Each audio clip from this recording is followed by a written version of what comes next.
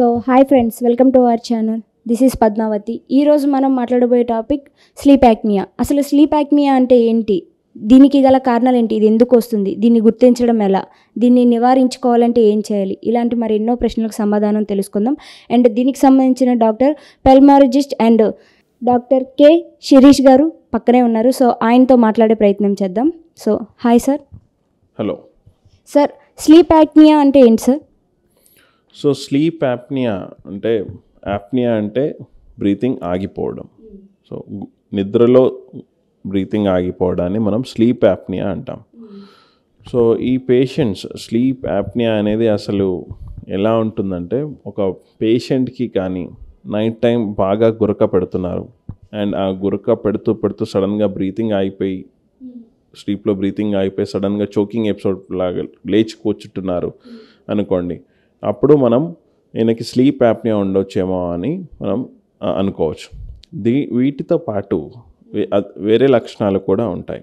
So night Guraka and స్లీప్లో choking episodes, breathing అయిపోయి లేచి కూర్చోవడం వల్ల స్లీప్ అంతా డిస్టర్బ్ అవుతుంది. సో ఈ సిమ్టమ్స్ వల్ల morning time excessive day time sleepiness ఉంటుంది వాళ్ళకి. అంటే మార్నింగ్ టైంలో ఐడియల్గా ఉన్నాను అనుకోండి, టీవీ చూస్తూ పడుకుంటారు. కొంతమంది అయితే డ్రైవింగ్ చేస్తూ డోజ్ ఆఫ్ అయిపోతారు.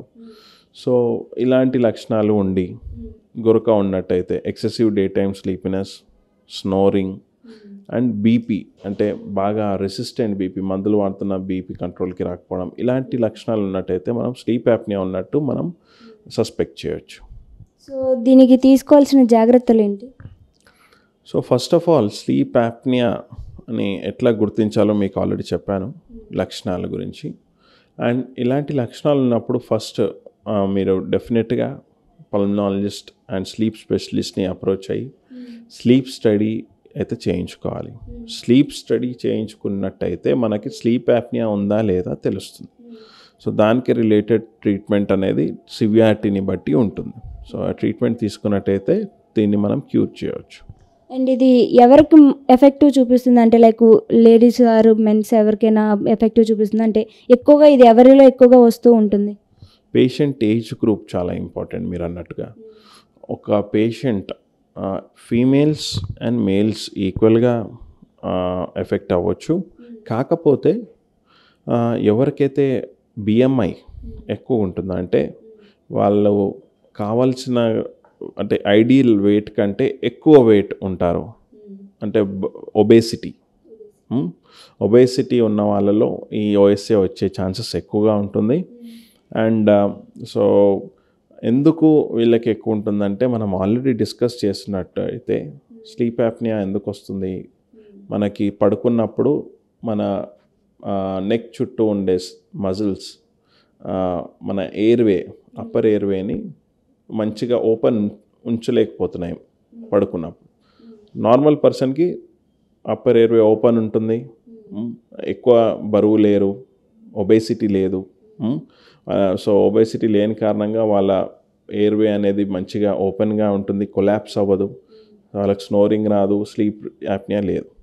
అదే స్లీప్ యాప్నియా పేషెంట్ చూసుకున్నట్టయితే వాళ్ళ షార్ట్ నెక్ ఉండడం వల్లనో, లేదా వాళ్ళ ఎయిర్వే చుట్టూ ఉన్న మజిల్స్ లూజ్గా ఉండడం వలన, వాళ్ళకి అండ్ చుట్టూ ఉన్న ఫ్యాట్ ఎక్కువ ఉండడం వలన ఏమవుతుందంటే ఈ అప్పర్ ఎయిర్వే కాంప్రమైజ్ అయిపోతుంది. సో పడుకున్నప్పుడు ఏంటంటే మన బాడీలో మజిల్స్ అన్నీ రిలాక్స్ అయిపోతాయి.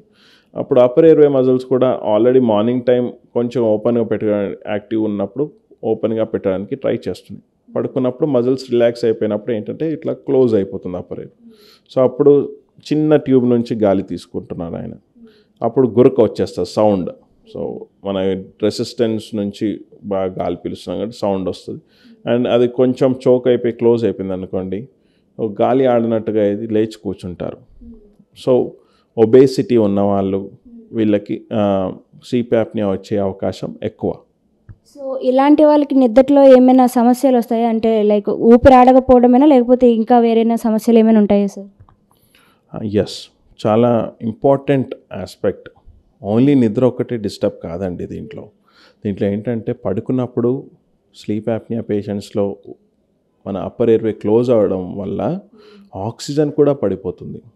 నార్మల్గా 96-97 సాచురేషన్ ఉంటుంది మనం పల్స్ ఆక్సిమీటర్ పెట్టుకున్నప్పుడు నార్మల్ పర్సన్స్కి. అదే స్లీప్ యాప్నియా పేషెంట్స్కి మీరు చూసినట్టయితే వాళ్ళకి స్లీప్ యాప్నియా ఆ ఎపిసోడ్ వచ్చినప్పుడు మీరు పల్స్ ఆక్సిమీటర్ చూసినట్టయితే అప్పర్ ఎయిర్వే క్లోజ్ అవ్వడం వల్ల ఆక్సిజన్ ఆల్మోస్ట్ 70s 80sకి కూడా పడిపోతుంది. అండ్ వాళ్ళు సడన్గా లేచి కూర్చున్నప్పుడు మళ్ళీ పికప్ అవుతుంది. సో ఈ డీఆక్సిజనేషన్ అంటే ఆక్సిజన్ పడిపోవడం మళ్ళీ పెరగడం, పడిపోవడం పెరగడం అనే సైకిల్ రిపీట్ అవుతూ ఉంటుంది ఆయనకి. సో దీనివల్ల ఇన్ఫ్లమేటరీ క్యాస్కేడ్ అనేది డెవలప్ అవుతుంది బాడీలో. దానివల్ల బీపీ పెరిగిపోతుంది, హార్ట్ ఎఫెక్ట్ అవుతుంది, హార్ట్ అటాక్స్ రావచ్చు, హార్ట్ రిథమ్ మనము ఎరిథ్మియాస్ అంటాం, అంటే హార్ట్ బీట్ కరెక్ట్గా ఉండదు, బ్రెయిన్ స్ట్రోక్స్ వచ్చే అవకాశం కూడా ఉంటుంది. సో స్లీప్ యాప్నియా అంటే ఓన్లీ నిద్రకు సంబంధించింది కాదు. స్లీప్ యాప్నియా ఉంటే బీపీ రావచ్చు, హార్ట్ అటాక్స్ రావచ్చు, బ్రెయిన్ స్ట్రోక్స్ రావచ్చు, అండ్ వేరే అన్ని బాడీ పార్ట్స్ పైన కూడా ఎఫెక్ట్ చూపించవచ్చు. సో స్లీప్ యాప్నియాని గుర్తించి ఓకే అండ్ కరెక్ట్ ట్రీట్మెంట్ తీసుకున్నట్టయితే ఆబ్వియస్లీ మనం ఇవన్నిటిని ప్రివెంట్ చేయొచ్చు. కాకపోతే మనకి చాలా కామన్గా వచ్చే ఇబ్బంది ఏంటంటే పేషెంట్కి తెలియదు ఆయన గురకబెడుతున్నట్టు. అంటే చోకింగ్ ఎపిసోడ్స్ వల్ల లేచి కూర్చోవడం తెలుస్తుంది, కానీ ఎక్సెసివ్గా గురక పెడుతూ సడన్గా బ్రీతింగ్ కూడా తగ్గిపోతుంది అనేది ఆయనకి తెలియదు. బెడ్ పార్ట్నర్ హస్బెండ్కి ఉంటే వైఫ్ అయితే అబ్జర్వ్ చేసి చెప్తుంది. సో బెడ్ పార్ట్నర్కి ఒకవేళ ఎక్సెసివ్ స్నోరింగ్ అండ్ నిద్రలో వాళ్ళకి సడన్గా గాలి ఆగిపోవడం అన్నట్టు వీళ్ళు అబ్జర్వ్ చేసినట్టయితే డెఫినెట్లీ బెడ్ పార్ట్నర్ అనేది ఇది గుర్తించి పల్మనాలజిస్ట్ అండ్ స్లీప్ స్పెషలిస్ట్ దగ్గర తీసుకెళ్ళి స్లీప్ స్టడీ చేయించినట్టయితే మనం చాలా వరకు కాంప్లికేషన్స్ని మనం తగ్గించుకోవచ్చు. అండ్ ఒకవేళ ఈ వ్యాధి ప్రెగ్నెంట్ లేడీస్ కనుక ఉంటే పుట్టబోయే పిల్లలకి ఏమైనా ఎఫెక్ట్ చూపిస్తుందా సార్ ఇది? జనరల్గా అట్లా సడన్గా ప్రెగ్నెన్సీలో ఏం స్టార్ట్ అవ్వదు వ్యాధి. ఆల్రెడీ వ్యాధి ఉన్నట్టయితే మనం sleep apnea related treatments continue చేసుకోవాలి. అండ్ ఆబ్వియస్లీ అది నేను చెప్పినట్టు ఈ కాంప్లికేషన్సే వీళ్ళకు కూడా ఉండొచ్చు. సో మనం ఒకవేళ ఒక పేషెంట్కి స్లీప్ యాప్నియా డిటెక్ట్ అయింది, సో వాళ్ళు ప్రెగ్నెంట్ అవుతున్నారంటే సేమ్ ట్రీట్మెంట్ అనేది కంటిన్యూ చేసుకోవాలి, లేకపోతే వాళ్ళకు కూడా కాంప్లికేషన్స్ వచ్చే ఛాన్సెస్ అయితే ఉంటాయి. మరి ఒకవేళ ఈ ట్రీట్మెంట్ యూస్ చేయడం వల్ల మరి ప్రెగ్నెంట్కి సంబంధించిన ఆ ట్రీట్మెంట్ ఈ ట్రీట్మెంట్ సో రెండు ఒకటేసారి యూస్ చేయడం వల్ల బాడీ మీద ఏమైనా ఎఫెక్ట్ పడచ్చా సార్? ఏముండదమ్మా. స్లీప్ యాప్నియా రిలేటెడ్ ట్రీట్మెంట్ వచ్చేసి most of the times cornerstone treatment వచ్చేసి సిప్యాప్ థెరపీ.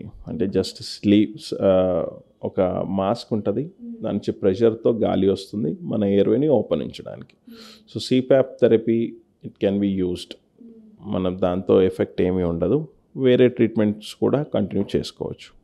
సో మరి ఈ వ్యాధికి సంబంధించిన ఫుడ్ కానీ లేకుంటే ఇలాంటివి ఏమైనా ఉంటాయా సార్? అంటే పర్టికులర్గా ఇది తీసుకోవాలి అంటూ?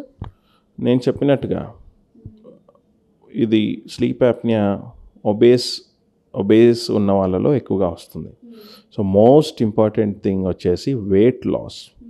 సో వెయిట్ లాస్ అయితే ఈ స్లీప్ యాప్నియా యొక్క సివియారిటీని చాలా వరకు తగ్గించుకోవచ్చు మనం. అండ్ మనం వాడే ట్రీట్మెంట్ ఆప్షన్స్లో కూడా ఫర్ ఎగ్జాంపుల్ సిప్యాప్ అనేది ఒక ప్రెషర్లో ఇస్తున్నాం, 14 లేదా 16 ప్రెషర్లో స్టార్ట్ అయినాం. అండ్ వాళ్ళు వెయిట్ తగ్గారనుకోండి, ఈ ప్రెషర్స్ని కూడా మనం తగ్గించవచ్చు. సో వెయిట్ లాస్ అనేది చాలా main important thing. Second thing, ఒకవేళ డయాగ్నోస్ అయినట్టయితే CPAP therapy, positive airway pressure therapy అని ఉంటుంది, అది కంపల్సరీ డైలీ నైట్ పెట్టుకోవాలి. అండ్ దీనితో పాటు వాళ్ళు తీసుకోవాల్సిన జాగ్రత్తలు ఏంటంటే వాళ్ళు హార్ట్ చెకప్స్ చేయించుకోవాలి రెగ్యులర్గా, వాళ్ళ హార్ట్ రిథమ్ ఎట్లుందో చూసుకోవాలి, అండ్ అదర్ రిలేటెడ్ మెడికేషన్స్ కూడా కంటిన్యూ చేయాలి. సో దీనికి సంబంధించిన ట్రీట్మెంట్ ఏం తీసుకోవాలి మోస్ట్ ఆఫ్గా? ఎస్, నేను ఆల్రెడీ చెప్పినట్టుగా ట్రీట్మెంట్ వచ్చేసి సిప్యాప్ థెరపీ లేదా బైప్యాప్. సో దీంట్లో ఏంటంటే పాజిటివ్ ఎయిర్వే ప్రెషర్ అంటే మనం నైట్ ఒక చిన్న మాస్క్ పెట్టుకొని పడుకుంటాం, ఒక మెషిన్ ఉంటుంది, చిన్న కాంపాక్ట్ మెషిన్, దాని నుంచి ప్రెషర్తో ఎయిర్ వస్తుంది, అది మన ఎయిర్వేస్ని ఓపెన్ ఉంచడానికి హెల్ప్ చేస్తుంది. అండ్ దీని ద్వారా మనకి స్నోరింగ్ రాదు, స్లీప్ కరెక్ట్గా ఉంటుంది, మనకి మళ్ళీ ఆక్సిజన్ పడిపోదు. ఓకే, అండ్ నైట్ స్లీప్ బాగుండడం వల్ల మార్నింగ్ టైం కూడా ఆయన యాక్టివ్గా ఉంటారు పేషెంట్.